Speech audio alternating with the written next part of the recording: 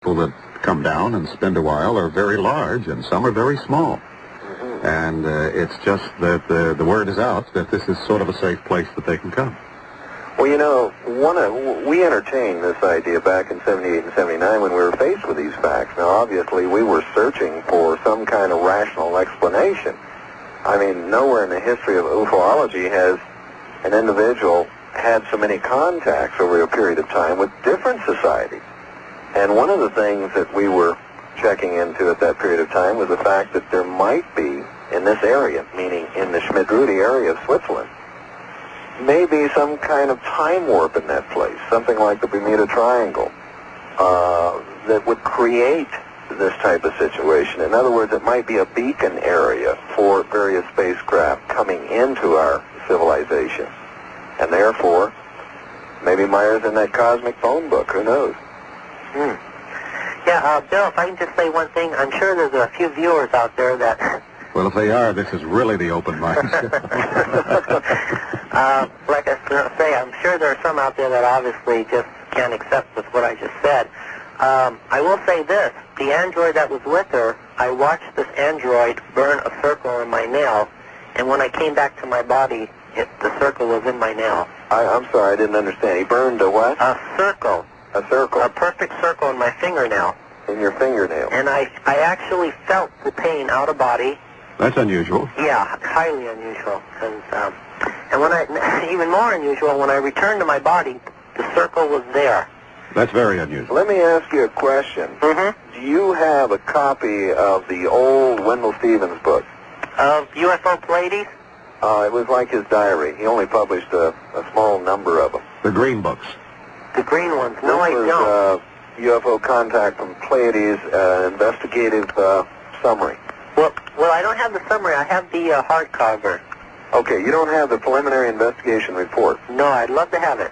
Well, it's impossible to find anymore. It's like Volume 1. It's history, and they're now collector's items. But it's very... let me share one thing with you that you might find intriguing. Please. We have seen a photograph. We've never released it. We've never published it. On board, supposedly taken by Meier, on board the mothership, there are two cosmonauts, both female. One is Ascot, and the other, I'm not sure if it's Playa or Monera at this point, but standing off to the right is an android. Could you describe this android to me, since you have not seen this photograph? Okay, well, I'll tell you quite honestly, usually whenever you're out of body, you can see just as clear as in body. However, when I met with them, they came to me as a silhouette. Menora, this android, and her assistants came to me. Although I could see the farm where the ship landed, I could see the fence, I could see everything else perfectly clear. I can even see the bench where we sat on. I can even see the clipboard she had in her hand when she was speaking to me. Let me ask you another question, real quick. What do you think, what do you estimate the size, height of the android was? Okay, approximately 6.5 feet, 7 feet, no more than 7, I would say. Taller than she was? Yes. Yes. Cylindrical? No. Cylindrical is the word, I guess. Yes, yes. Okay. Arms and legs or R2-D2? No, arms and legs. As a matter of fact, when I walked up to this android, my arm went up automatically. I had no control over that. His arm raised. He grabbed the tip of my nail. That's when I felt the pain. That's when I said to myself, you can't do this to me. It was like talking to a machine. He didn't even listen to me whatsoever. I sat down with Menora. We had a conversation which would blow your mind. And she got up, went back to her ship, and I tried to take control of the situation, and I was back in my body. It's just a mind blower. And it happened, as a matter of fact, this February will be 3-year anniversary, February 9th. How does that stack up with the android in the picture? I'd prefer to discuss that in private with this gentleman. Why don't you drop me a line, a letter, and we'll talk about it. And okay. This way we can move on with some I other understand. callers. Wonderful. Just out of curiosity, real quickly, do you know Billy Meier's birthday? Yes. Is it in February? Yes. February 9th? No, February 3rd. The 3rd. Well, that's interesting because, real quick, it just, all this didn't happen in one night. It happened over 4 consecutive nights, and it started on the 4th. So I don't know if there's anything to that, but I thought I'd ask. Well, I'm glad you did. It's very intriguing. I'd like to talk to you more about it. Very well. Okay. Thank you, All right, Lee. Bob, thank you very much. Thank you, Bill. And in case you... Good evening, Lee. Hi, Chuck. I'm barely getting you, but I guess I can't hear you. Good evening, Bill. Okay. You know, I've had experience with some what they call evoked potentials with the brain. Okay, and that has to do with hitting the brain with, say, a flash of light or a sound and measuring the response to that. Mm-hmm. Okay, then I was listening to those sounds. You know, the sounds of the motors. And, Bill, you brought up the 7.85 or 7.83 hertz as being always present in those sounds. And then I've had a past experience with, say, with past life regression where I was in a cockpit and seeing that going on. But, see, it didn't hit me until later on that the UFOs are totally mentally controlled. And that those sounds you were hearing were really were upper harmonics or higher harmonics of just brain waves.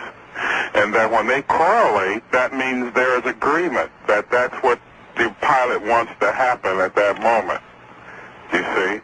And if you do that with, if you take the same analogy with human beings, is that at times when they recognize something that is being real at the moment, you can see it peek up on a computer as being rep. That's it. And there's no way you can get around it. You see what I'm saying? The analogy? Mm-hmm. Yeah, I do.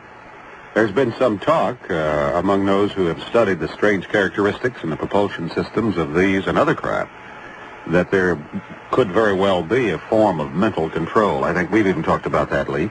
Oh, yes. Well, Lee, how do you feel about the interdimensionality of the mind itself? If I say that I want to be on a Pleiades in the next 10 seconds, and if I'm in a ship that operates in that realm of intention, what's to keep me from going there?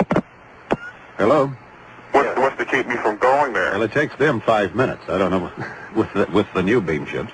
Well, if they can think in concert, in unison, which they can, if they are adept in telepathy, okay? Mm-hmm.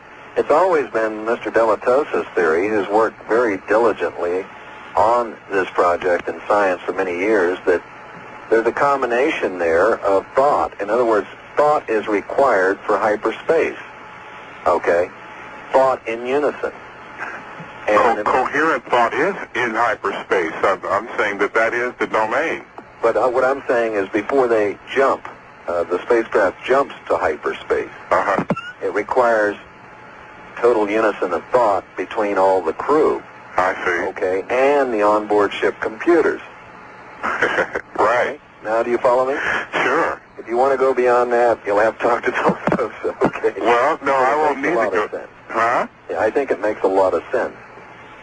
You could very well be on it. And further than that, Chuck, we're looking at some of the other sciences that we're dealing with now, particularly whenever we move into this rarefied area known as scalar interferometry. And some of the things that happens there, a great deal depends upon the operator. And we're not talking about... Well, that's what quantum physics says, that you're the observer is part of the process. That's right. And as these sciences now get more pristine and more exacting, we see the great interrelation between physics and the physics of the human mind. And that the message of the Pleiadians is that we are the process, we are the environment, and it's not out there, and that we've got to straighten it out. Well, they sure have a lot to say about straightening it out. That's right. Okay, Bill, I just wanted to bring that up to see, make it more mystical. Well, it's not mystical. I like to see it get down to science, and you're really touching on some touchstones of the advanced scientific community right now. Right. All right, Chuck, thank you for that input. Appreciate it a lot. Thank you. Okay, Edson, you're on. Hi, good evening. How are you? How are you? How are you, gentlemen? By the way, Bill, I too have had out-of-body experiences. But I don't control them. They only happen during very severe emotional times. But if you look at... Don't hope you have no more. Well, I hope not, but I'll just briefly mention in the Omni magazine for December, there's a gentleman in Poland who claims that out-of-body experiences and, death